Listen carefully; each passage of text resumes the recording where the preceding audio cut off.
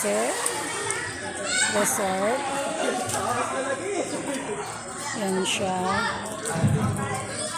Yun na naman siya. May slide pa. May slide pa siya. Habang may nag-video okay doon. So, it's a private resort dito sa Old Bosoboso.